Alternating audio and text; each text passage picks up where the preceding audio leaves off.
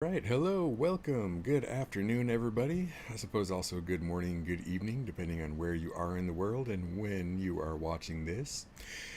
You are joining T.G. Watkins, Director of Stocks at Simpler Trading, live for his State of the Market session.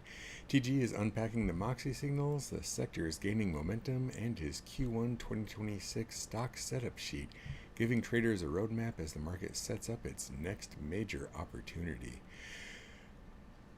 Oh, and giving traders clarity before the next major shift begins, as it may be. All right, TG, the stage is set, the floor is open and yours. Please take it away, sir.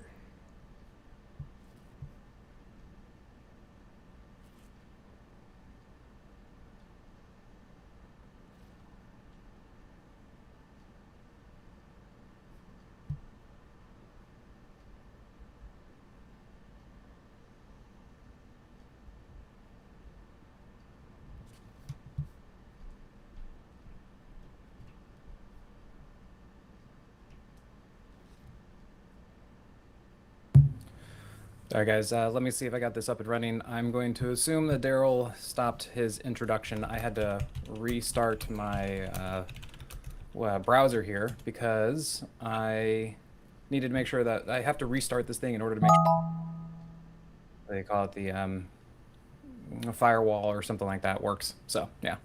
Okay, Daryl, good. Thank you. I got that working. I got my microphone on. I got the record button on. So I think I'm just about there. Looking pretty good here.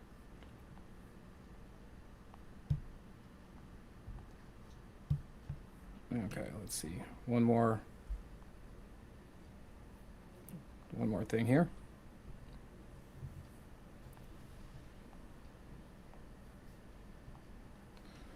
Okay, let's see. There we go. Okay. And let's get this all going. Looks like we're good to go. And then let me make sure that I'm ready here. Okay. And we can throw the camera on. And then hopefully, Daryl, I think you are restreaming it out there for everybody else as well.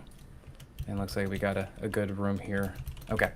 Awesome. Thanks, guys. Appreciate your patience as we get going. Yep, Lorna, looks like we're good to go. And welcome to everybody here. My name is T.G. Watkins. I'm Director of Stocks, and then I also dabble in options now. As Sam would say, I've now drank the Kool-Aid from Simpler, and I'm into the options and doing some of the zero DT stuff as well. All right, so this is going to be the state of the market. Today is January 13th, Tuesday. And who knows, we might have some fireworks this week. I think the market's feeling a little shaky up here, but hey, we've had a great move, haven't we? So the start to the year is really, really nice. And definitely seeing some rotations out there that I'm going to be diving into. I think it's going to be an interesting year to say the least, but it should be a good year. Okay, so let's dive into this. Remember, this is for educational purposes only. Basically, keep the lawyers at home, let's play nice, and let's make sure we kind of all trade nicely together and have a good time while we're here. Okay, so welcome to 2026. A little bit of recap from what we were dealing with 2025 is we had Trump 2.0 as the next president, and then we promptly experienced a 20% correction due to the tariff tantrums. I already talked a lot about that last year. It was both good and bad. I think we actually handled it quite well. I'll show you. Actually made some really good trades off the bottom, but that really helps spur the market up. And then we'll have to see how we do next with what's coming up with the Supreme Court opinion. Now, whenever that comes out, we're not really sure. It could be a surprise. Who knows? So that was kind of the big thing for the year, along with some AI stuff like that. But 2026 is going to be picking up from a turbulent end of 2025. I think you guys kind of saw that. I've been putting out some videos about it. We had a really, really strong year, and then basically the beginning of November, suddenly everybody got some cold feet, and we saw some of the high flyers start to come down, and then the market just kind of stopped, and then we had a kind of an early Santa Claus rally that got a little deflated, and then the market is just like, we're done. We're just going to sit here for the last 5 days. And that's kind of what that was. And then for 2026, I think one of the big things we're going to be dealing with is, well, not dealing with, but that we have coming up is that we have a new Fed chairman. As we all know, right now, Trump has been talking a lot about the Fed and all that. So this should be an interesting one. This will probably help define 2026 as far as some of the politics for the stock market. Okay, and then as far as 2025, the market on the surface was able to shrug off that AI stuff, the fear that we had, the cold feet and everything. And now really the question is, are those names going to come back? Or what tickers are going to be the new leaders? We have seen some of these come back. You know, APLD is doing pretty well. We're starting to see some other ones warm up, but there's definitely a switch of some of the leadership, and I think that will also be what's interesting for 2026. We know precious metals have been leading, but I think the biggest question is, will they continue? I will talk about this towards the end of the presentation, kind of my thoughts about that. And then what about crypto? This was also going to be something I'm going to be discussing because, well, for those of you who are in the Moxie room trading with me, you know that this is something I've been talking about a lot over the last couple months, and they're looking pretty good. Okay, so if you guys don't know me, because I'm sure we're going to have a lot of new faces in here, we're also putting this out on the internet. My name is TG Watkins, Director of Stocks at Simpler Trading. You guys can find more information about me over on X at TG_Profit Pilot and LinkedIn and all the various places.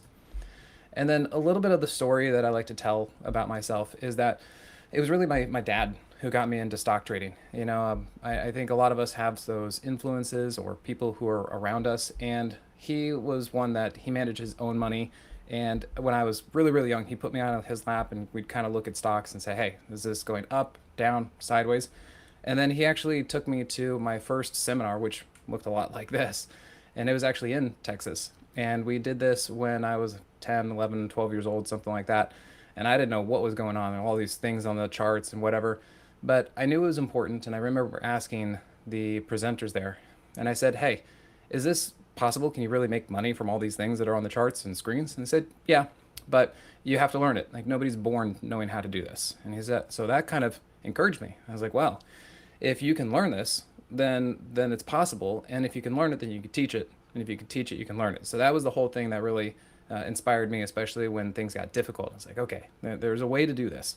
And so that took me kind of full story or full circle to where I was now presenting at the Money Show. And we got John Carter and Trendy, and we got Mary Ellen and Chris Bretcher back there too. And so now I'm on this side.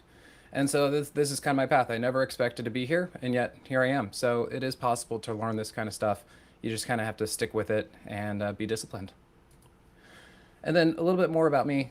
My interest shaped my trading style. My dad and I are both pilots. I come from a long line of pilots, and you know we have checklists, and that's how we make sure that we have a safe flight. And I basically created a checklist for trading with the Moxie Indicator and rules with moving averages and all that kind of stuff. It's more like a flow chart, but still same kind of idea. And that's what I do and use in order to make sure every time I get into a trade that it's appropriate and that I'm not missing something. You know, one of the biggest things that as a new trader I was really good at, unfortunately, was I was good at finding the bounces in downtrends. And so I'd get in, make some money, only to have it roll over a little bit, and then I'd get stopped out. And I didn't understand. I was like, I'm catching an up move. Well, it was a bounce and a downtrend. And so I had to kind of work with moving averages and understand the concept of multiple time frames to really stop doing that. And so much, much better about doing that now. And then for anybody who doesn't know a little bit about me, some fun pictures. This is our glass air. It's a kit built, but pretty fast up top. And during COVID, you know, had a good time with the market, so we decided to upgrade to a glass panel. I know we got some other pilots and some other techies out there that like seeing this kind of stuff. So that was the work to do this, and now it's all finished. And then we got the hanger. My dad has a 1970 Camaro. I've got a 1977 Camaro. And yeah, those are our two toys down there. So kind of fun stuff. And that's my dad. He's the one that got me into all this. So if I lose money, I got to blame him, right?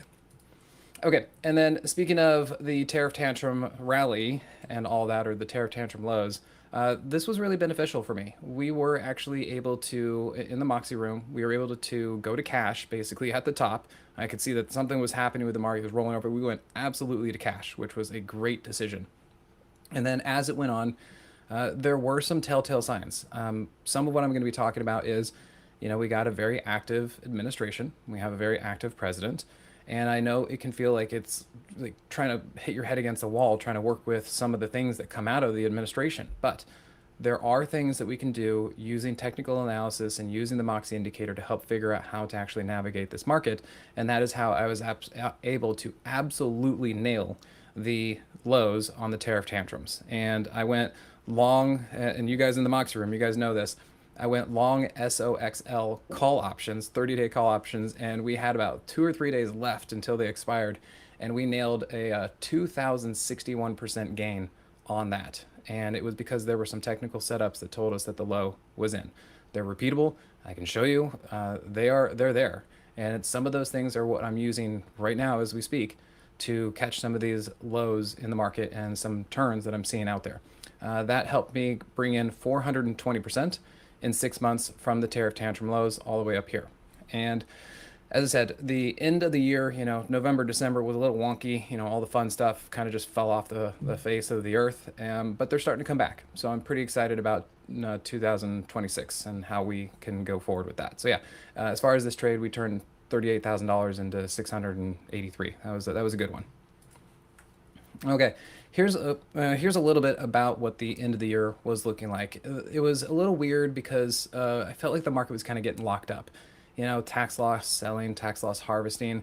We saw a lot of these big names that were doing pretty well. They just smashed them, and they said, okay, either we're not so sure about this, or we took profits already, or they came back and it's like, yeah, they're not going to come back in time. So the big players were really just like, look, we're just going to let these things go. We're just going to let them do whatever and kind of sit there. And then what you guys also probably saw was that before Christmas, there was an early Santa Claus rally. And I made a couple videos at the time because it came out with that list that somebody had posted on X, and it said, "Wow, look at this! Santa Claus is here. There's these huge moves." And I was like, "Careful, this is just a bounce. We need to see if there's any follow through." And into the end of the year, there was practically no follow through for these names. And I was like, "Wow, okay, I guess that's it. We need to be a little bit careful." But then the funny thing was, they really just waited for the new year with a new book. And boom, that's when things started to come back. I mean, I know all of you guys have been seeing this and watching it, but you can see it here. Just NVTS was an example. As soon as we clicked over on a new calendar day in 2026, man, that's where the move was.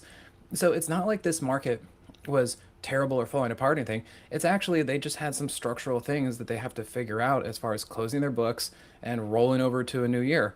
And that I'm encouraged by that. I'm actually happy to see this kind of energy that we have in the market. So yeah, that's been actually really nice. And that's why I'm saying I think that if any kind of weakness into the end of the year was them just kind of needing to close their books, and now we can start on a new, fresh chapter. So very happy about that.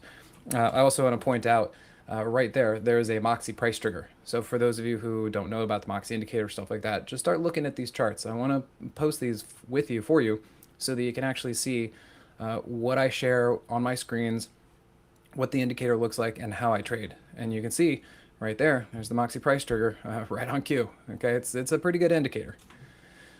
Okay, then what I want to show you here is kind of, and we got the indices at all different places, all different levels. They're kind of doing their own thing. So this is a little bit of a stock pickers market. After the tariff tantrum lows, yes, of course, everything just was on fire going to the upside. And then they started to diverge, especially in November when we got the hot stocks that fell apart. You can see the FFTY, that's the IBD 50. That thing just, had a huge air pocket. So this fell down. This is a weekly chart. You can see ARKK came down pretty hard. The RSP, I'm actually really encouraged by this. I believe we're seeing a broadening out of the market. And as you can see, the FANG stocks not really doing that great. The MAG's not really doing that great. The NASDAQ is kind of somewhere in the middle. We know the S&P is kind of working its way up because it's in between, say, the NASDAQ and the RSP. And then the financials were doing pretty well. Trump might have kind of, shaken that tree a little bit, but I have a feeling it's just going to be a buy the dip opportunity because I think these things are still going. But yeah, generally financials are going well because, well, this economy seems okay and interest rates are coming down. So the financials like that. But yeah, just look how we're all over the place as far as these indices. So we're probably going to get rotation throughout the year. And I think you just need to understand what you're trading and what sector it is and see how that is benefiting you. Kind of my read on the market is that the indices may not tell the whole story as we go through 2026.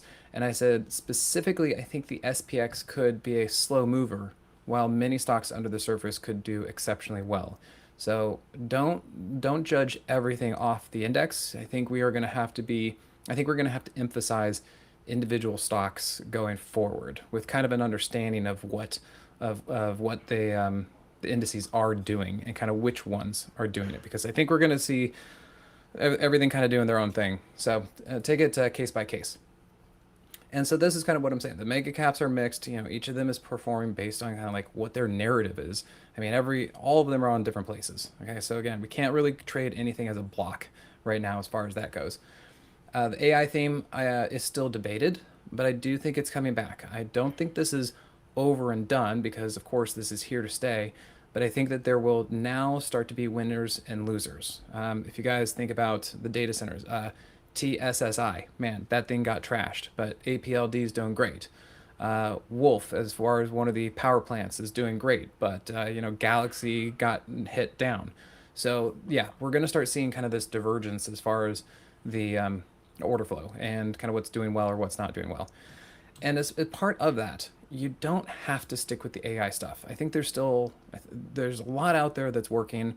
And as I said, I think rotation is really going to be the name of the game in 2026. Find out what's working, stick with it, and then when it stops working, kind of look around for the next opportunity. And this just kind of goes to show, here are some of the names that used to be doing well, or at some point were doing well, and now they're not. They got kind of hammered. Maybe some of them are coming back, but kind of not doing great. But then over here, we've got some serious winners. So again, not everything is working. We have some really good winners. We have some losers, and then we just have to kind of figure out how these things are moving around. I don't often get comments that I'm going to post publicly on stuff like this, but this is from YouTube. And Insider was saying my favorite stock market meteorologist. I actually kind of like that. So that was just from a couple days ago. I thought, that seems fun. I'll put that out there. And that's really what my YouTube videos are about. My weekly updates are just to kind of give you guys an idea of what happened for the week and kind of what I'm seeing going forward. So yeah, meteorologist, kind of a good idea about that one. Okay, small caps. This is something I actually picked up this morning. Sorry about the clarity. I know it's a little fuzzy, but that's the way I got it. And you guys know, anybody knows me, I love trading the small caps, and I think we're actually in a pretty good environment for the small caps. Obviously 2020 was absolutely bonkers for the small caps, but then they went into hibernation. Once the bubble popped, small caps were just no good. And then even when interest rates started coming down, there was a little bit of activity with the small caps, but for the most part, they didn't really work. But now, over the last year or two, the small caps have been working quite well. And I think that we're going to continue to see the small caps do pretty well. You can see things like the earnings growth. You can see that as of 2025 is on an upswing and looking pretty strong. You can see forward earning per share looking pretty great. I mean, that's a big notable thing. And then even stuff like this. We know that the Fed, with their dual mandate, they're looking at inflation and they're looking at the jobs, employment, and stuff like that. Well, for a long time, Jerome Powell kept saying it was about inflation. Really, really concerned about this. Well, I've been saying I don't think inflation is going to be the problem. I don't think the tariffs are going to do it. I think interest rates have kind of done it. I think there's enough stuff out there that's kind of been taking care of inflation. And this was posted today that from Rick Ryder of BlackRock says that inflation no longer Fed's main worry. And that reinforces what I've been seeing. And we actually had a cool CPI today, and it shows that it's basically yesterday's problem. However, the labor market weakness is now what the Fed's bigger concern is, and that recent strong economic growth has not translated into jobs gains, and that the Fed is likely going to be watching this. Now, this can be two things. Bad news is good news, because, say, perhaps a weak labor market means that the Fed is more likely to cut rates, and the market likes that, so that's bad news is good news. But we're going to be walking a delicate tightrope here, because at some point, bad news is bad news, okay? And we don't want the bad news to get too bad. And I think that's where, because the unemployment rate actually went down this week, and so people would think, oh, does that mean they're not going to cut? Well, I think we're still going to cut. And that's partly because we know we're going to get a new Fed chairman, and Trump's doing his darndest to knock down interest rates. So I'm pretty certain that interest rates are going to come down kind of no matter what. And so we don't necessarily need a super weak labor market in order to get interest rates down. What we want is to make sure we don't get too weak of a labor market, because then, as I said, bad news is bad news, and then the market will suffer from that. So I think we could actually be in this sweet spot where unemployment kind of stays where it is, or kind of just oscillates. Interest rates are coming down, inflation is not a problem, and we could be doing pretty well. And I think some of these metrics are showing that the small caps love this kind of environment. And so I think we're going to continue seeing some good stuff from the small caps. That's why IWM has been leading recently. MDY, RSP, all those areas have been leading. Some of the other things that are, I think, going to be bullish for the markets in general, for the economy, for the small caps, is some of the stuff coming out from the One Big Beautiful Bill. Now, I've kind of read some about this, but some of the just the basics that are coming out of this is that we know that Besson's been talking about large tax refunds for taxpayers. He's been out there talking it up and all that kind of stuff, and it's due to the One Big Beautiful Bill. Okay, so what does this actually mean? Well, it's going to be retroactive because they want this to kick in for 2025. If they can reach back and give you some more money, they're going to want to. That's what politicians do. They're going to want to give you more money and say, hey, you should like us. So they pass this in kind of mid to late of the year, but they're going to make sure that this is backdated, and that's why we're probably going to be looking at some lump sum refunds, most likely to boost the economy. So think retail stocks. Think American Eagle, Abercrombie and Fitch, Under Armour, Nike, some stuff like that. They've been moving a lot, but I think ideas like that and consumer-facing things. So kind of look around for there. And then also going forward, they've said that Americans can adjust their withholdings to receive tax savings, increase their take-home pay and future paychecks. Again, think about what Trump's trying to do. What is Trump and his administration trying to do? They're trying to goose the economy. They're trying to put more money out there. They're trying to keep this thing going. So that's why it's like, go out there, go shopping. I think that's the whole idea. They're trying to spur the economy, keep interest rates low, keep those credit card bills low, and just go out there and get this economy going. Other factors that could be beneficial. Affordability has been a big thing that everybody's been talking about there. It's a big political football. I'm not going to dive into that too much. The only thing I want to say is that mortgage rates are near a 3-year low. So those have been coming down as well. Definitely we can see the peak, and it's been coming down a little bit. Generally, this should be helping people. Now, on the flip side, money supply continues to go up. M2 money supply is actually continuing to increase. So we kind of have costs, input costs going down, but money supply and money flow continues to move up and accelerate. And we know that the Fed is basically doing QE out there. They're not really calling it QE. They never really like to, but we know they're doing something out there to kind of help, get some stuff into the economy. So we got that going on too. And then gas prices are the lowest since 2021. Again, all these things are trying to make sure that Americans can spend more money out there and spend it on things that count as opposed to kind of all of your input costs. And then here's the thing. Now, again, we are traders. We're here. We're trying to make money. We want to understand what is going on out there in the political landscape so that we can understand where to put the money, why things are doing what they're doing, and not fight the market too much. Okay, so take your politics aside here, but I think what we need to do is understand kind of what this administration is about. And I think for the most part, if you like him or hate him, I think you understand what he's about. We want him. He wants to come out. He wants to end with a high note. I think he's concerned about his legacy. He wants to be, looked good upon. He wants accolades. He likes praise. He likes all these things. So how is he going to do this? He wants to make people happy, and he's willing to buy it, right? He's willing to put the Trump checks out there and stuff like that, and the Trump stimulus stuff. So let's just understand what we're working with and go with it and understand where this is going to come into play. And so what does that really mean? Well, he cares about the stock market. I know he said he didn't like a few months ago, but he does. He wants the stock market up. Okay. He wants the economy strong. He wants this thing to be good. He wants to be good, known as a good president, all that kind of stuff. Okay, so what's he going to do about that? He wants business to be thriving. He's trying to get as much stuff to come back into America, to reshore, to onshore, to come back here. Hey, build it in America. We're going to tariff you if you don't. Better or worse, that's what he's trying to do. Affordability. Amazingly enough, we've been seeing some stuff actually out from Trump and the Trump administration that even surprises me about what he's been saying. That seems like, he's kind of actually knocking around big business a little bit and saying, no, you can't do this, or we want to do something else. So I thought that was kind of interesting. And he's trying to get a stronger consumer because, well, a strong consumer is a happy consumer, and that is what America is based on, is consumerism. So we're trying to get that engine going and make sure that the people are lifted up like that. So how is he going to accomplish this? How is their administration doing this? Well, we just heard this week about the credit card rates. Now, we were talking about this inside of the Moxie room, and there are a couple layers to this, and just don't want to go too far into it, but JP Morgan Diamond came out and said, actually lowering credit card interest rates to 10% may not actually be good for the consumer.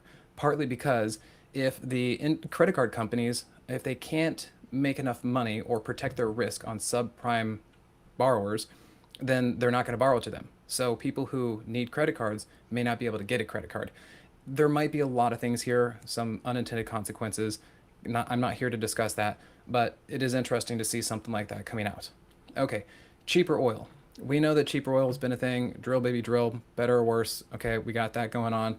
And now we got the Venezuela thing. We kind of know that Trump has been trying to send oil companies into Venezuela. So there might be something there. And remember, cheaper oil helps the economy because it means that your input cost is lower and things can thrive. Business can do better. People can spend more money traveling, doing stuff. Airlines benefit from cheaper oil. We just know that cheaper oil is generally better. Okay, so that's kind of what's happening. Interest rates lower. We know he's been banging on that one. We know that thing.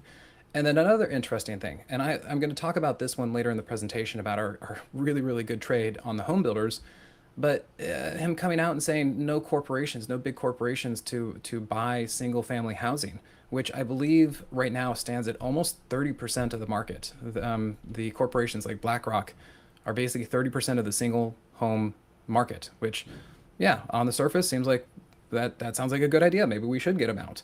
Maybe they should stick to condominiums and apartments and stuff like that, not single family homes. Okay, maybe that's something we can get behind. I thought that was interesting. First year full depreciation. This is, I think, part of the one big beautiful bill. This is another, it's like a tax benefit, but it's one way to incentivize business to come in because you can take all of your depreciation, slam it into the first year. I don't think anybody's ever done that before. So that's kind of a novel idea to get business come in here. Immigration, obviously a hot topic, but that is something where, maybe if we're trying to get more jobs and kind of up here and keep the money in America, that's something I think they're trying to work on. Okay. Electricity costs. This was a new one. I think Trump just talked about this either today or yesterday, and he is kind of addressing the whole data center situation where all these data centers are gobbling up electricity and it's causing electricity costs to go up. And he's trying to say, hey, look, we maybe need to have a two-tier system. Data centers, you got to pay your own rate or you have to provide your own electricity. We don't want that to affect Americans and consumers. Okay, great, trying to keep costs down. Okay, so if you kind of understand these things, it kind of lays a backdrop for why the stock market might be doing what it's doing. Because if you kind of look at other things or politics, you might not understand this. And so that's why I just wanted to bring this up and say the stock market looks like it's got a lot of tailwinds that it could actually keep things going and keep the small caps working too. And then here are some statistics that I like to look at. You guys probably all know that the first 5 days, the first week, the first month, there are a lot of statistics about how does this go and how does the market go. Well, it feels like we got really close on this one because if you guys remember, I think it was Thursday that the market started coming down. But market performance statistics like a strong start to the year. It's the January effect. Everyone likes to start on a good note, all that kind of stuff. If the beginning of the year falters, it could spell trouble. So what does that actually look like?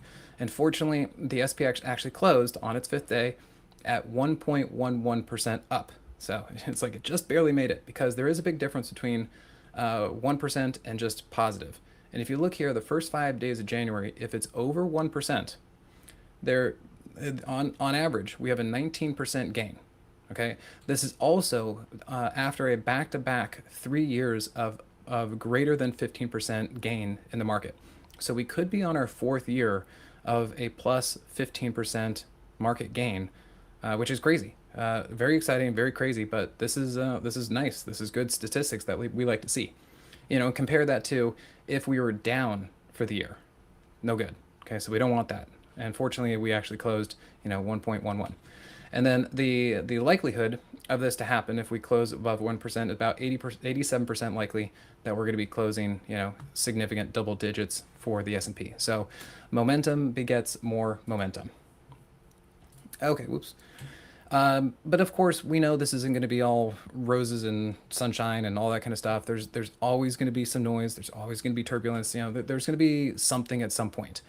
And Sam Shamus, one of my coworkers here, the other trader, pointed this out to me that the S&P is at the 618 retracement from the tariff tantrum lows.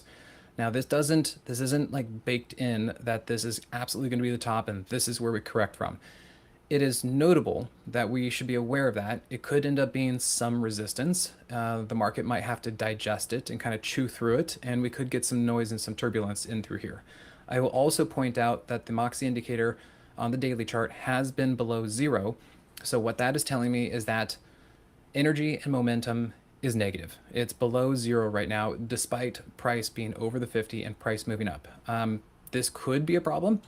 I will point out that when we had our tariff tantrum lows, you can see we also had an inverse trampoline move. So what we have to do is look at the lower timeframes to continue seeing if this is going to be a problem or not. But I'm just kind of putting out there, I would love to see this thing go green again and get positive, but we're going to just have to see how the market does it. So that's kind of why I've been saying the S&P might be kind of slow, especially to get started. It might be kind of slow. So what we have to do is look around and actually use individual stocks and maybe some other metrics to really gauge the market, because the SPX is kind of in this sticky situation where it's got a couple things working against us right now. So I'm not so sure that the market's just going to like pull back and drop real hard right here, but I think it's going to have to take some time to chew through this, and it may not be the greatest barometer right now to guide us. So we have to kind of look at other places. Oh, and then Pete, yeah, hopefully you don't get embarrassed, but yeah, thanks for being your first week in the room, and I'm glad you thought it was fantastic.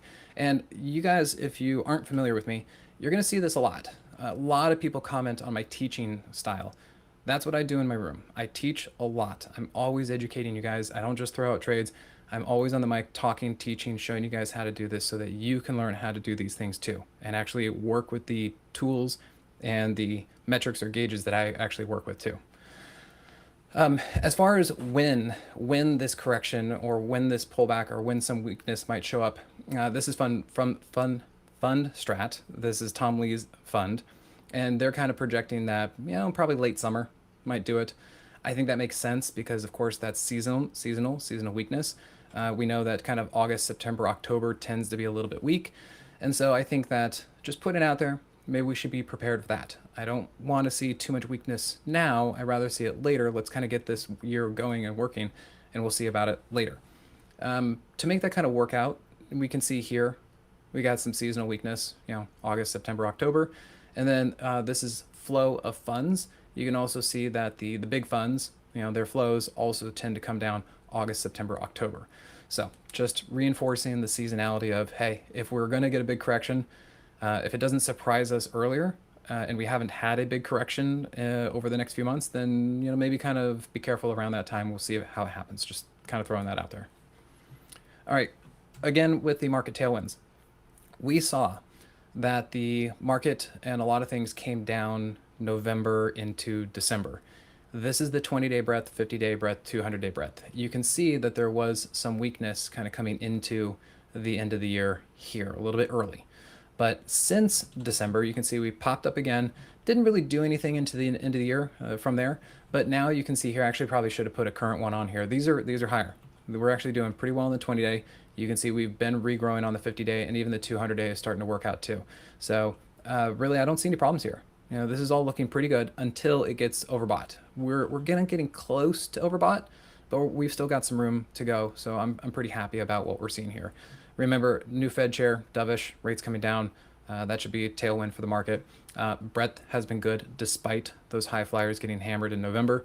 And inflation is coming down despite tariff concerns. Now, again, wild card, Supreme Court. I keep joking around. I don't know who really got all this thing working. Like everybody thought that last Friday the Supreme Court was going to talk about tariffs. They didn't. Apparently, they have another one I think coming out tomorrow. We'll have to see. And then there's another one coming out after that. So who knows? We might get just surprised whenever the Supreme Court does its thing. Okay. So yeah, politics. As I said, we do need to know what the administration is doing. This is true for Trump. This is true for Biden. This is true for any administration. We need to understand what the politics are, what the administration is about, what are their big things, and where are they putting laws and rules and emphasis? How are they putting their hand on the scale, and where do we need to know for the money? So like, maybe you don't want to be investing in Chinese drone stocks right now because they put a ban on that.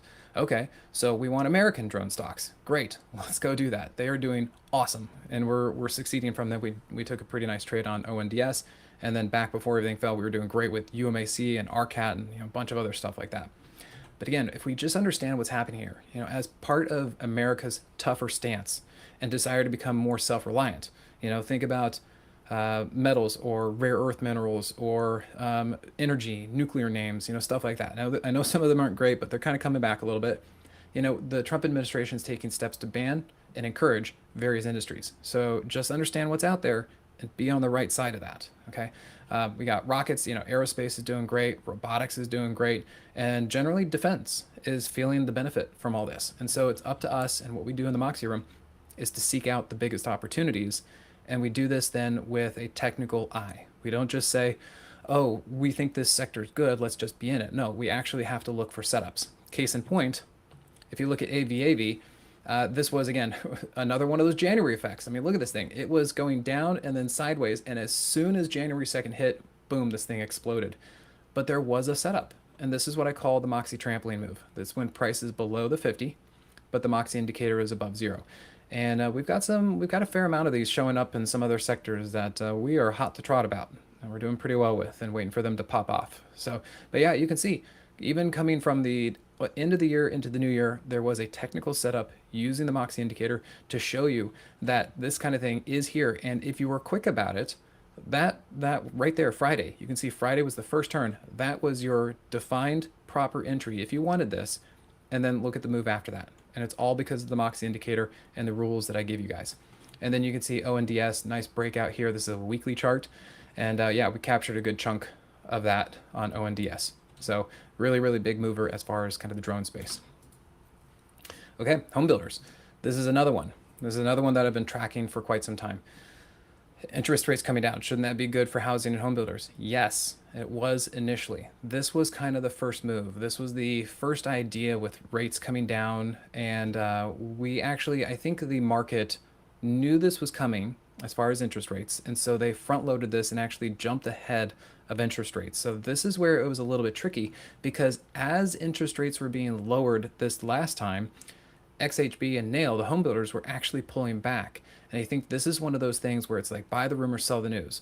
The market participants, they think ahead. They think 6 months out, and they know things are coming.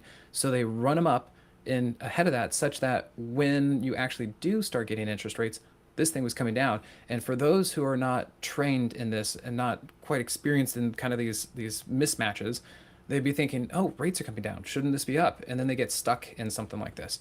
Well, I know that rates are still generally coming down. And so I've been waiting for this. And those of us in the Moxie room, we have been loading up a position in through here. And now I think it was right about there. We got a giant move over the last few days. And I'll talk a little bit more as we go this. But yeah, I've been seeing this coming for weeks. And we've been campaigning on it and working out something like this. So yeah, that's kind of what was talking about here. And then, yeah, just the other day, I know we got some more new people in the Moxie room. And so I was on the mic just teaching again, doing my thing. And so Carrie was kind of saying thank you. And then Chris, appreciate it. You're a landscaper. So you're kind of here right here during your off season, learning a lot this week. And that you've been swing trading on and off for 20 years.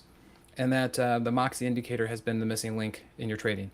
I really feel the same way. The Moxie indicator is really what revolutionized my trading and got me from just churning my account to actually understanding and getting some traction with this thing. And I know a lot of other people in the Moxie room feel the same way, because it's the Moxie indicator that really made the difference. So yeah, hopefully you guys find that valuable too and stick around for it. Okay, here we go. This is how we handle stuff, okay? Because I didn't see this coming. Did anybody else see this thing coming out of Trump talking about banning institutional buyers in single-family homes? No. And as I said, I was campaigning this. I was adding positions all over the place. And then I finally called the bottom. I was like, guys, I think it's here. Look at what this thing is doing. Home builders are looking awesome. And then the very next day, he comes out and says this about banning institutional investors. And I'm thinking, okay, I could probably get behind that. But the market's probably gonna hate that, because it's removing a giant buyer. And sure enough, all the stocks went down. I'm like, oh my gosh, am I gonna have to get out of this trade? I've been building it for weeks and I'm gonna have to take a loss on it. Like, what is going on? But I stayed with it because it didn't break down enough. I still kind of thought, well, maybe this is noise. We'll just have to see. And then lo and behold, What happens the very next day after he says that? We get them coming roaring back, absolutely roaring back. And what it do? It actually dipped even lower, probing for weak hands and stop losses, only to then just jack that day on bigger volume. And I was like, huh, okay. So this is how we can trade through some of the political noise. Okay, the charts, the technicals, the overall theme still worked out despite what it felt like would have been a derailing moment for this sector. And this is very much the kind of stuff that I applied to the tariff tantrum lows and nailed that 2000% trade. Okay, so the setup was still there despite the Trump news. And this is the kind of stuff that we're trying to work through using the Moxie Indicator, using technicals, and using the stuff that I teach you. And now Nail and XHB is like way up there. I mean, it was still even up today. So yeah, pretty wild. And just showing you again, look, there's the Moxie price trigger. Right on cue. Right on cue. How amazing is that? It actually happened the first day that this thing exploded. So good timing on that one. And then I'm thinking, okay, if the home builders are rising, what else is going to be riding this wave? Lowe's and Home Depot had a couple traders asking me about this. And we looked at them. Home Depot is doing better. It's kind of coming back. But if you're going to pick one, I'd go with Lowe's. This is Lowe's. Looks awesome. So yeah, if you want, I think it's probably up even higher now. But if you want to, I think that is a good vein to mine in if you wanted to keep looking at something. I think these are going to be good trends. That is a really, really good setup. And once again, look, there's the Moxie price trigger. Right on cue. I mean, you just can't get better than that. There's your squeeze. Everything's working out pretty nicely. And then as other things, other sectors that are kind of showing that the economy, or at least industry and the stock market, are doing pretty well. We got some wind at our back. XLB doing great. XLI doing great. Transports also doing great. So these are all things that are basically, if the economy is doing well, these sectors, these stocks are also going to be doing well. Yeah, and then Adrian, I gotta laugh. I love the traders that are in the Moxie room. We've got a lot of energy there. We got a lot of fun people who are very type a lot, very active. And it's like when Nail was exploding, he's like, "Look at Nail, what the heck is going on?" I was like, "Good trade, it's working for us." So yeah, here's transports. You can see here the tantrum lows. Obviously, everything came down, everything went up, but then look what's been happening. Okay, it's still going. This is good. This is the kind of stuff that we want to see. That it consolidated for a little bit and here, and look at this, it just exploded. So really, really good stuff as far as the transports are working. New highs, maybe a little extended, but still new highs. And then how about this, Dr. Copper? We know the AI data centers, of course, they're consuming metals, copper, stuff like that. But copper is also indicative of how is the economy doing, how is industry doing, how is building doing, how is the economy expanding. And we got a lot of expansion going on. So copper continues to be just cruising along. Again, maybe a little extended here and there, but as an overall metric of kind of the economy and what's going on, I'd say that's looking pretty good. Cannabis. Okay. This is where we're going to start getting into some of the sectors that I'm looking at, some of the longer term stuff. Once again, if you think about kind of the political apparatus or the administration, what's going on out there, if you think past in the back, we know that cannabis went crazy during the 2020 bubble, partly because, the Democrats are kind of okay with cannabis, and we thought they were going to legalize it, or all that kind of stuff. The Democrats, the liberals, really had that narrative for cannabis, but they just didn't get it done. Nothing really actually happened with it. So it went because, well, everything was going. So cannabis was really a good thing then, but it's been dead since 2020, since that bubble popped. And we had the occasional fake out move at any time a politician or somebody would talk about the reclassification, scheduling of it, but it just never happened. It was always kind of like a pipe dream and kind of pop and then flop and just never really worked. And then Trump came out and actually did it. So this is kind of one of those funny things that, I don't know, you wouldn't have expected Republicans or the conservatives to do this, but they reclassified cannabis. Okay, cool. All right, so great. Let's do it. As part of that, though, this really was the ultimate buy the rumor, sell the news. I mean, you can see here I actually have a line because I was just about to actually put on a trade or talk about putting a trade on with MSOS. I was like, hey guys, this is our setup. This is looking pretty good. And so I put a line there as a paper trade. I didn't know that there was news coming out about Trump signing it, and then this thing just exploded. I didn't take the trade or anything else like that. I said, look, it's a little crazy. I'm going to just wait. But this was when the news came out that Trump was going to sign it. And then literally the day he signed the paper to reclassify it is when it then came right back down. I feel sorry for anybody who got caught up in this. If you were one of those who got caught up in this or was like, oh my gosh, Trump is signing the thing, that's bullish. And if you bought on that day, please sign up with the Moxie Room. I can help guide you through this kind of stuff. Make sure that you learn about things like this, like the buy the rumor, sell the news, and just some of the quirks and phenomenons that happen in the market out there. Okay, this is a little bit predictable if you've been around for a while on how these things work, but ultimate buy the rumor, sell the news. So yeah. Now that being said, we are in MSOS, and it's been doing pretty well. It actually broke out yesterday, pulled back today, broke out yesterday.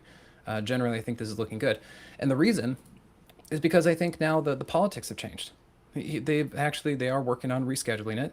That means banks and financials can come into this. It's generally legal. It can be official now at this point. And so just like we saw a potential setup here, we're seeing the same setup here on a monthly time frame. Think about that, a monthly time frame. When these things get going on monthly time frames, they're looking really, really good. And that's why I think this is our second opportunity. I think this is actually legit because there has been now structural change out there. And you can see here, even on the weekly, there was your setup, but it failed. And we're having another setup. You notice that these things where I point the arrows at, they're exactly the same thing. These are the technical structural setups that I repeat and I show you guys over and over and over. And that's how you can learn and kind of work through some of this noise in the politics about how this stuff works. Okay, so I think we've got the news, we've got the narrative, we've got the structure, and we have the technicals, and I think something's working out here for us. Okay, how about Bitcoin, crypto? All right, this is going to be kind of the exciting area. Hang on to your hats, because crypto is the wild, wild west, especially after, unfortunately, I think a lot of people got hurt up here. Bitcoin basically broke out, and then broke down. And, a lot of people they're burned. They lost a lot of money. All the people who were over leveraged just got swiped. And they don't know if they want to come back in, or it's taken a long time for this start to build up. And once again, like I said, a lot of these things, the institutions were not going to move them in 2025. They're going to let these things die. They're going to let them sit here. They're going to write them off their books for 2025. They'll start fresh in 2026. And that's exactly what they're doing. Okay, we're starting to see a lot of activity into the crypto space as of 2026. And for me, you look at this on the daily chart, there's a double bottom right there. And I'm starting to see that this thing's starting to turn up. Okay. Oh, my arrow's in the wrong place, but I'm pointing out there's a squeeze. Okay. There's a squeeze here. We're into support, all this kind of stuff. And at least for the initial move, I'm targeting 100. I moved my charts. All my lines got moved. Sorry about that, guys. This line was supposed to be right here. It's supposed to be right there at 105,000. I'm targeting 105,000 for Bitcoin as kind of just the first move. We'll have to see what happens after that. I kind of figured there's probably going to be a pullback after we reach that. But I think right now we are setting up for a pretty robust pop to, I'm targeting 105,000. We'll see if I'm right. We'll see if it goes. But I'm seeing a lot of telltale signs that are actually doing this. And once again, politics and all that kind of aside, the Moxie tools and the Moxie rules are what's getting us into these things. And those of you who are in the Moxie room know exactly what I'm talking about. Those of you who aren't, I welcome you to come in and check this out because I want you guys to understand, I'm not just doing this. I'm not shooting from the hip. This isn't just gut feeling. I can actually legitimately point out a lot of things that are happening structurally that I think demonstrate this. And so I'll give you guys a little freebie. So anybody out there who's watching on YouTube or X or something like that, here's a little freebie. And we'll see if it actually works. But I'm in, so at least I put my money where my mouth is. So MSTR versus Bitcoin. This is MSTR weekly. I think it is extremely oversold. And we've gotten some good news from MSTR and then just Bitcoin in general. I think we're going to start getting a move. For those of you who are in the Moxie room, you guys know why I'm targeting what I'm targeting, at least from a moving average standpoint. The weekly 21 tends to be a pretty good target. I think there's a big move that is available to go there. So MSTR on average moves about 3x of Bitcoin. It's leveraged basically because they own so much Bitcoin. And so the bounce that I'm anticipating on Bitcoin is about 15%. And this also, so 15 times 3 is 45. This 45% move lines up with the weekly 21, lines up with this price level that I have right here anyway, and then lines up with the 45 and 15% move that I have. So all of this is really lining up, and it's giving me some confidence as to what I'm seeing in through here and why I think this move is going to happen. And of course, Ethereum and BMNR are going to move in concert. I don't really know what their targets are going to be, but I'm going to be following Bitcoin and MSTR to help guide me as far as like when I need to get out of Ethereum or BMNR on this particular move. So yeah, there's your freebie. We'll see if it works. And I think we're kind of in process right now. Now that being said, this is a little teaser here, but if you guys are interested, if you want to see this trade, if you want to keep coming with me on this trade as we go along with it, this is what the Moxie Indicator Mastery Room is for. It's the trading room that I have. You can find me over at simplertrading.com, and I think it's actually slash Moxie, it's later, was it Moxie something like that. We have that. But what I'm trying to show you is I have proprietary signals, and I've discovered these over the years. Like, this is one benefit of you into the Moxie room. Thank you, Lorna. Moxie Market, slash Moxie Market. This is one of the benefits of coming into a room like this. I've been doing this for, professionally, I've been doing this for 20 years. Yeah, about 20 years. And not professionally, I've been doing this almost my entire life. I've just been exposed to it. I've been around it. I'm always learning, still learning new stuff. New products are coming out. And this is one of the more recent things that I've really developed and learned, and that I do communicate to the Moxie traders and people who take the courses and stuff like this. I am seeing some really, really interesting, very legitimate stuff about these signals that are really, really showing up in the crypto space. And so that's what's giving me the conviction I have for this setup. So I would love to be able to show you guys and teach you guys this kind of stuff and what I'm seeing. And these kind of structures are the same things, the same exact signals that I'm seeing for the tariff tantrum lows. So I don't know. I'm kind of hoping that the kind of move that we saw for the tariff tantrum lows is something that we start to see in the crypto space. So time will tell. Okay. Now we can move on to the next kind of hot topic. We've got silver and gold. Now, I am no way going to try and call a target or try and call a top yet on silver or gold. I've had a couple trades on gold. They've been short trades, actually. We've kind of gone in there surgically and gotten some good trades with it. But there's no way I can tell where this thing is going, okay? It could top today. It could top 3 months from now. No clue.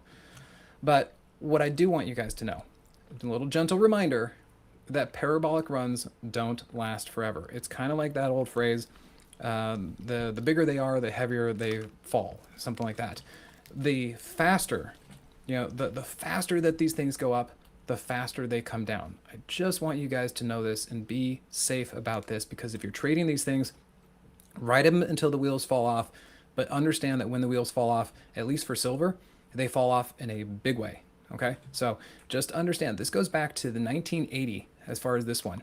This was a vertical move. Now I also understand this move in the 80s, the move in the 2000s, 2010s, and the move now were all for different reasons. It could be argued that the move now is actually for more legitimate structural reasons. We have solar panels, we have industrial, we've got a lot of things that is needed, that silver is needed for. But we still can't help look at the charts and say, we've seen this story before. When they go parabolic, how long do they last? And they could squirt. They could keep going a little bit higher, but just don't overstay your welcome. I think that's really the biggest thing I just want to show you guys here, is that it'll go, but then probably when it's time to hit the door and hit the exit, everyone's going to be running for the exit. So just be careful out there. Keep rolling things up, take some profits. Don't keep getting heavier and heavier as it goes up. Just keep your risk reasonable, okay? Because I wanted to show you a little bit of a history lesson and just show you, like, we are up here, and it's not that it's $75. It's just how big has this move been, and how big has this move been, and how big has this move been. Okay, so I think we could be a little bit in late cycle. If you understand that, then just know, kind of keep one foot out the door. And then the other thing is, as this one, it's all getting hyped up, everyone's all excited about it, whatever. It's not going to last forever. And so what's the next opportunity? Always keep your eye on the next opportunity, and just make sure you don't get too caught up in something, because at some point this trade will be over, just like any trade is over, and you got to look for the next opportunity. And then gold. Now, gold's a little bit different. Gold could be a little bit more forgiving whenever it tops. Again, I don't know when it's going to top. I'm not going to try and call that. But if you look historically, it too can run kind of parabolic. But you'll notice it does tend to kind of pop up in a range and then fail when it's over. And same thing here. It kind of pops up here in a range, and then that was a continuation. But you can see here, it's kind of in a range before it fails. And even here, it came up and it's in a range. So gold is a little bit more forgiving, but I would still be careful about whenever this thing does kind of top, and make sure that if you think it's going to keep going after the consolidation, because we've had several stair steps, but you want to make sure that it doesn't then fail or fail or fail in through that area. And again, this is getting kind of up there. Of course, keep going. These things, we'll see how long it goes. But just understand that these things are getting pretty frothy up there. And I do love my Keltner channels. So note that the Keltner channels, we are wildly outside of them. And again, price does not really like to be outside of the Keltner channels for too long. So just some context out there for you. Yeah, Steve, in the 80s for silver, was it the Hunt brothers? I remember the story. They tried cornering the market for silver. So again, there are different reasons that silver is running this year, but chart's a chart. Just think about the tulips. When things start going parabolic, they don't last forever. Okay, and then I'll just kind of leave you guys on this one. Once again, I do not know where the top is. I don't know if there's going to be an inverse correlation exactly. It did happen in 2020.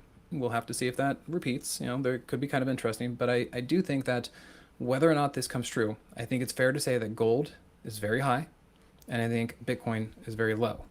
So again, I don't know if they're going to completely work inversely, but I do think that there's some opportunities here. Again, look for your next opportunities. Stay focused on one thing, but make sure you kind of broaden around a little bit too.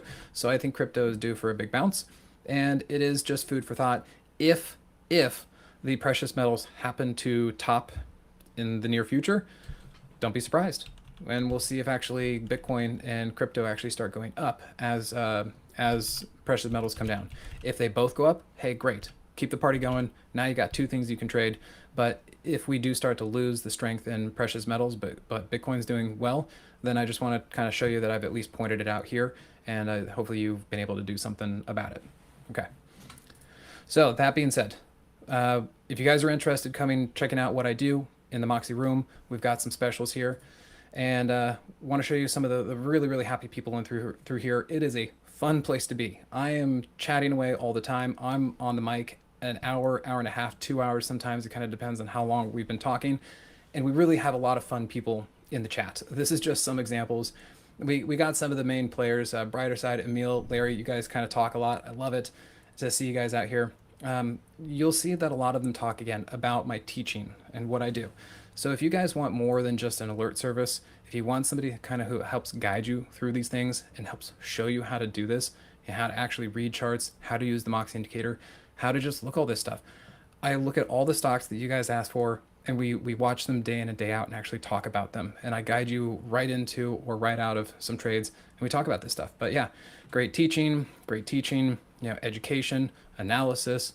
Ernesto, big words, but thank you. Visionary right through there.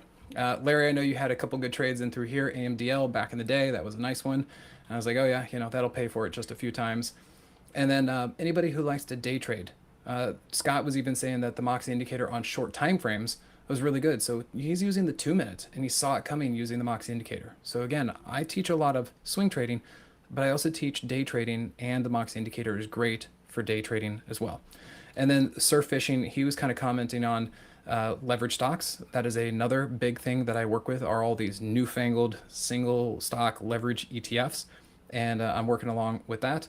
And then Ritu, he was saying that all his life stayed away from stocks because he didn't want to lose money, but he's glad he joined my session once he got into this business. So this is some of the stuff that I'm really trying to help you guys with, and make sure that you feel comfortable when you step into the stock market. You got some structures to work with this. So I'm here for you. Okay, I really put a lot of time and effort into this, into the presentation, into my room, and I'm on the mic a lot there for you guys.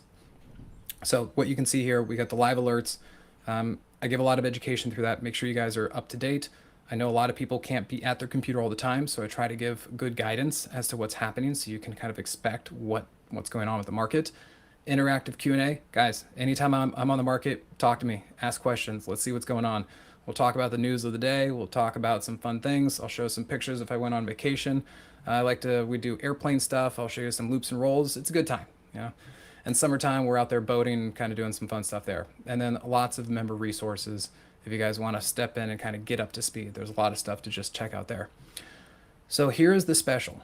This is something kind of new that we're doing. So listen up if you guys have been tuning in for a while. This is going to be the special thing. If you're interested in coming into the Moxie trading room, there are two ways you can do this.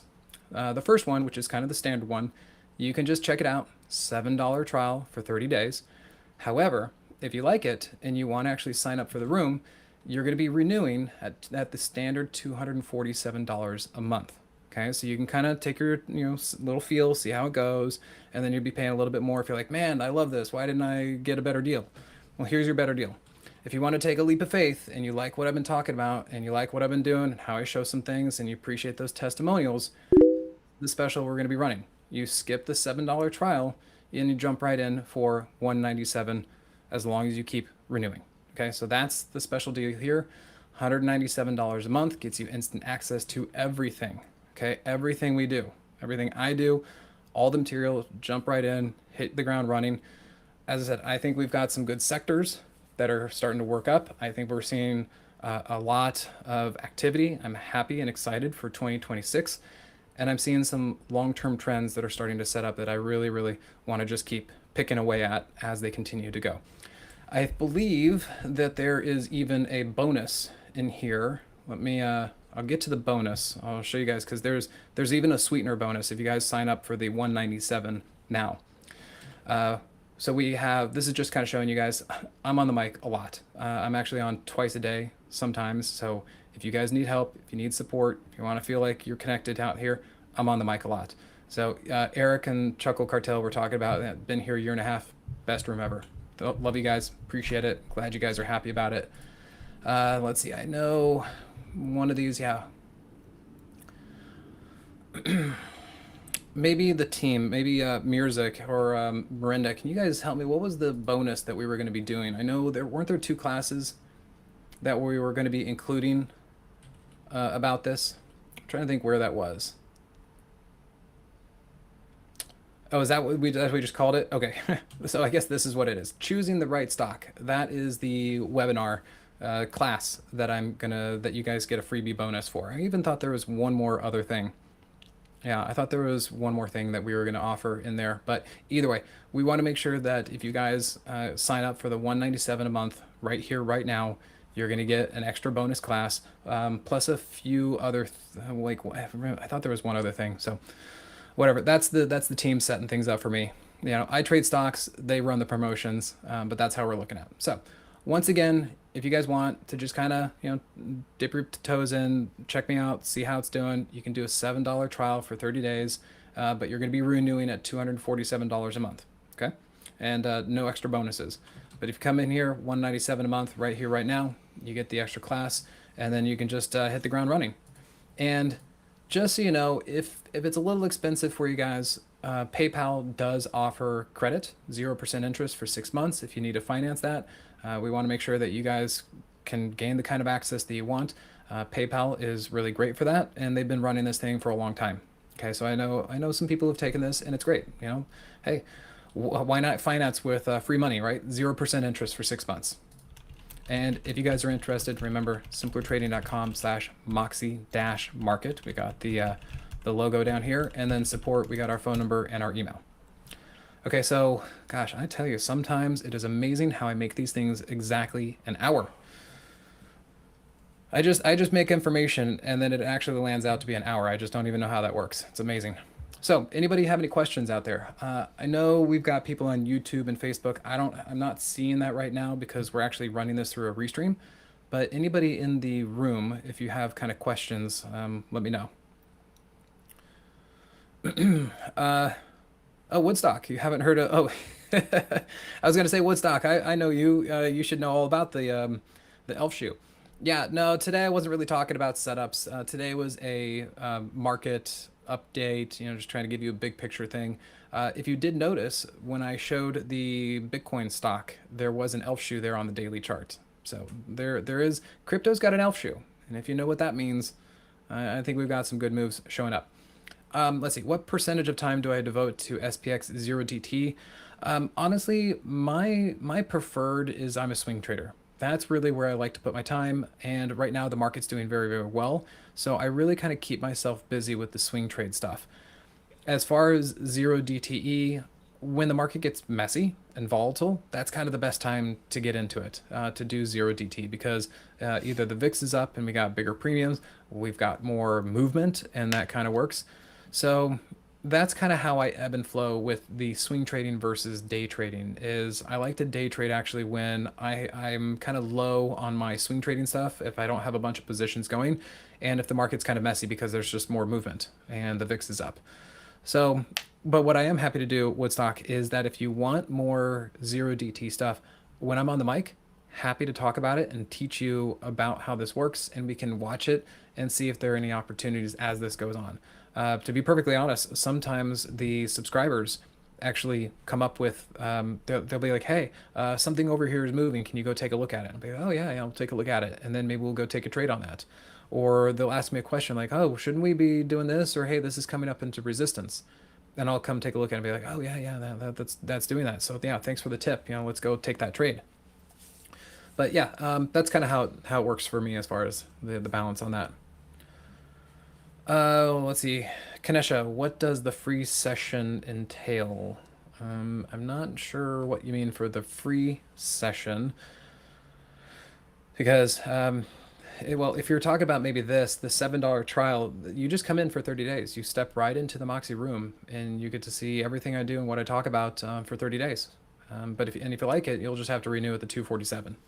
So I don't know. Can you kind of elaborate on what the free session entails?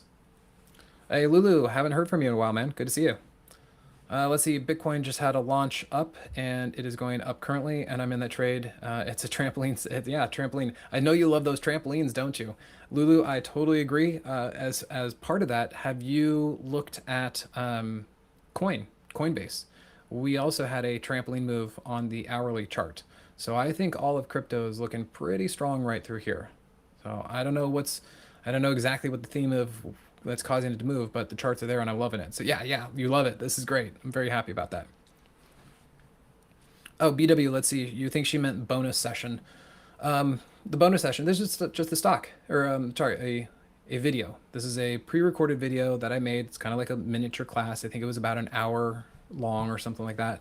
And it's to kind of get you up to speed. It's how to choose the right stock. Walk you through how identify quality setups, avoid the low probability and headache type stocks. So it's just a quick little something to kind of get your feet wet, understanding how do you distill 1,500 stocks into what might be good out there. And that's what I really try to show you guys is trade this, not that.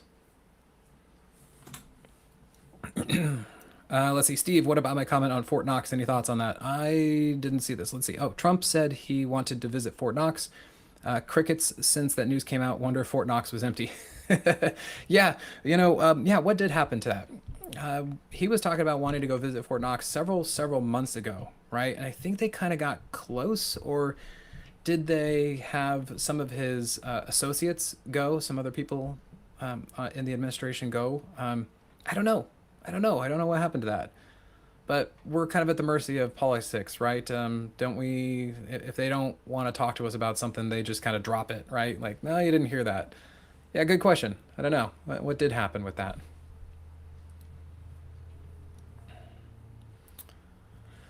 Yeah, what if Fort Knox is empty? Well, let's see. If Fort Knox is empty and we have been saying it's not, and we're supposed to have all this stuff, then I would imagine that if that got out and it was true, we'd probably be in a world of hurt, don't you think? Because if we're supposed to have all the gold and then we don't, then I don't know. Seems like a problem.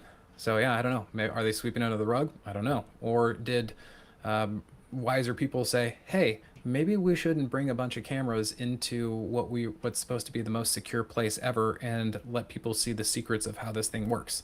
I don't know. Could be a few reasons. I'm not privy to that. Yeah. Sorry guys, can't really say. I'm not connected to anybody.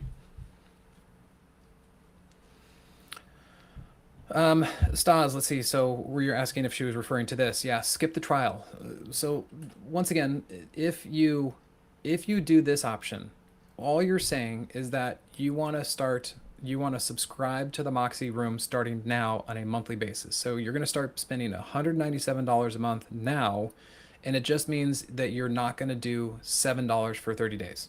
So it's nothing about this 30-day thing. It just means like, hey, I'm good. Let's go because I want to try this out. And if you like it, it means you're going to be starting to save money from now into perpetuity because every month you renew, you're going to be saving about $50. And if you subscribe, end up subscribing for what a year, you're going to be saving $600. So it could be one of those things where it's penny wise and pound foolish. You're like, oh, I'm going to save money because I want to check this out. But if you like it, if you come in and you actually like, hey, he's pretty good. I like the trades. I'm doing well. I'm succeeding. I'm learning. Well, you're going to end up paying $50 a month more for however long you're subscribed. So it's kind of one of those things where it's like, well, maybe you take a shot. You know, in this game of stock trading, we're prepared to lose money. We make money, we lose money. And sometimes it takes money to make money. Actually, for stock trading, it takes money to make money. And so this is one of those things. Maybe you pay up a little bit more. And if you like it, you're going to be saving $50 a month for the rest of time for however long you subscribe. And $50 times 12 is what, 600, right? Please tell me my math is right. I'm here trying to present and think about multiple things at once. So yeah, hopefully that's right. Okay, let's see. We haven't been on the gold standard for 50 years. Yeah, Lorna, yeah, the gold. And maybe it doesn't matter. I know that we haven't been on the gold standard, so yeah, does it really matter? Not sure. Let's see, Beach Lady. Oh, good to see you, Beach Lady. Bitcoin at 105, what would that translate to BTCG? I don't know, but let me see if I can even, is it just BTCG? Yeah, what is BTCG? I don't know what that one is. Sorry if I should. Lulu, let's see. You could say thank you. Yeah, for teaching you how to trade. You were my first teacher, and I get it. Feel confident to trade now. I encourage you to check out TG. Thank you, Lulu. Man, that's a big one. That let me just show this to anybody else who's up there. I mean, yeah, look at that. So Lulu, that's great. I know when you first came into the room, you had a lot of questions. And I was happy to answer all those questions and really make sure that you felt like you knew what was going on, especially with the Moxie Indicator. So hey, really, that's the whole point of coming into here and making sure you're asking questions. That's why I'm here. I'm on the mic for an hour a day. Give me something to talk about. Oh, Rami, you're afraid you're in too many rooms and already won't be able to keep up. Yes, that is a legitimate concern. If you are in too many things, sometimes trading can be difficult. So make sure that you stay focused. What I do though, other than the day trades, and let's just say if you like my style of trading, if you don't want to do the day trades, then just ignore them and look for when I do my swing trades. 90% of the time, I put trades on in the last hour of the day. And so that's how I do my stuff. And so if you feel like you want to also do my room and my kind of trading, you can be pretty well assured that anytime I'm going to put something on, most of the time it's going to be in the last hour of the day. So you can kind of just carve that out and expect something from me. Or if you at least just put on the trade by the end of the day, you can do that.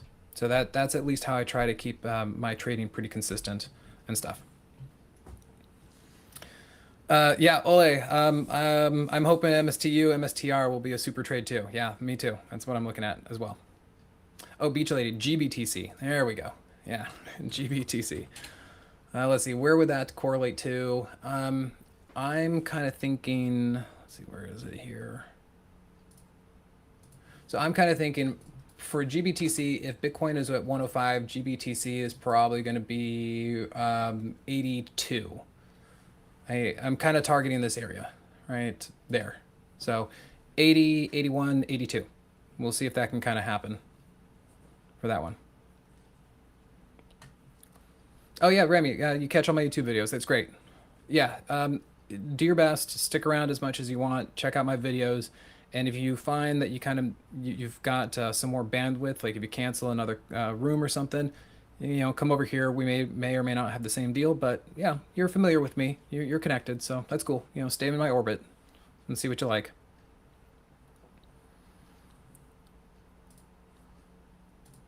Yeah, let's see. Okay, then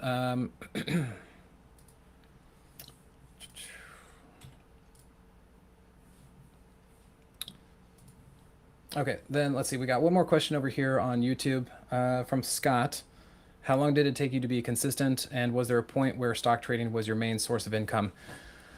Yeah, it took me a long time to be consistent. Let's see. I really started to dedicate myself in my mid 20s, and I followed a couple other instructors, gurus, mentors, and I just couldn't quite get it. The way that their style was, she was like a savant, and it's like listening to music and just being able to play the piano. It wasn't like that, and so I followed her for about 3 years, and I just couldn't do anything.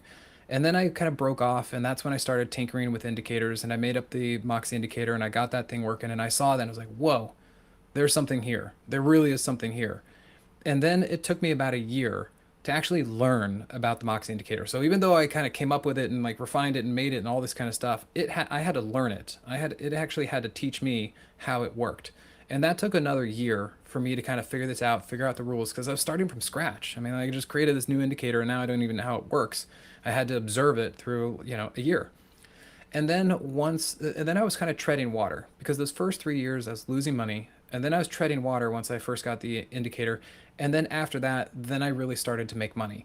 And ever since then, I was really just starting to really understand, because once I had the Moxie indicator, and it gave me the backbone to understand how these trades, trends, movements, just how the market worked, and not to get chased out on dips, or how to understand when the move was going to be over.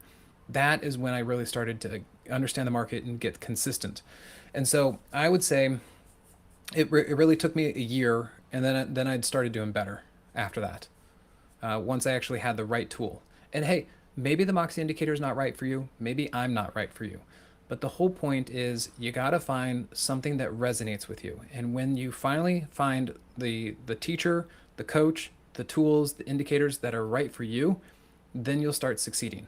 And that's the whole point of what we do here as far as the trading rooms and the education, is try to get you up to speed as quickly as possible. So if it took me a year from scratch doing this on my own, hopefully it actually only takes you a few weeks or months to really kind of get up to speed and figure this stuff out. But everybody has their own kind of learning curve, but we try to really give this to you right here. I mean, this is what I do every day. I've got my system dialed in. Certain times in the market are better. The market's easier sometimes and harder sometimes, but at least you can kind of learn right there with me. Hey, Tommy boy. Yeah, thank you. We'll see you in the room.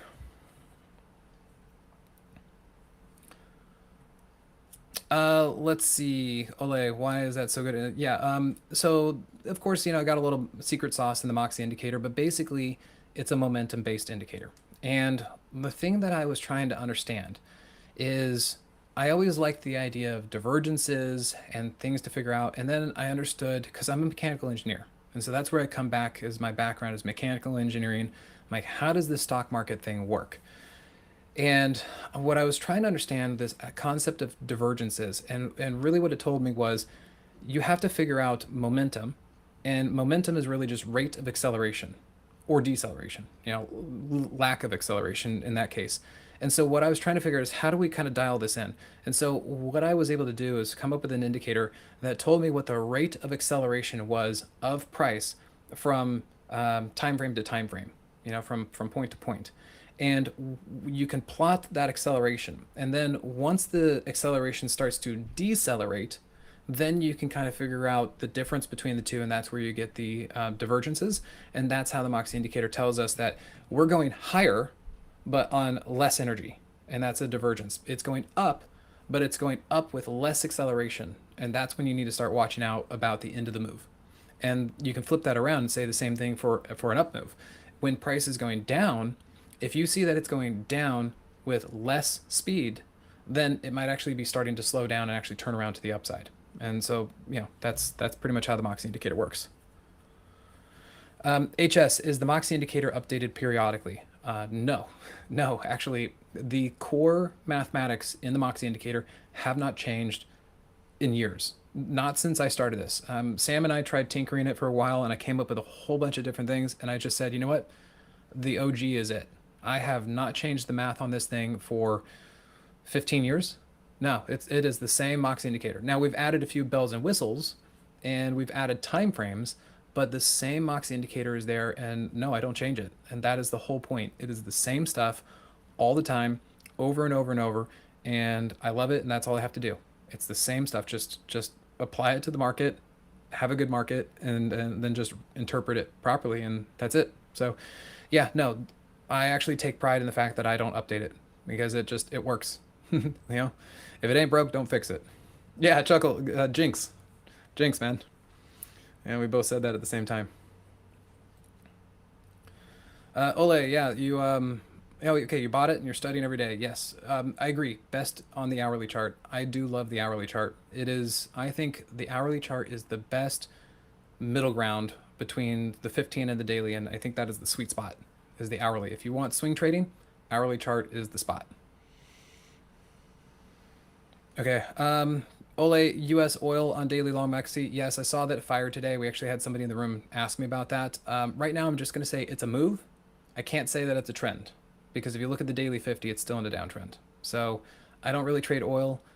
There may or may not be something about that, but it's too early to say that the trend has changed. So a little too early on that one.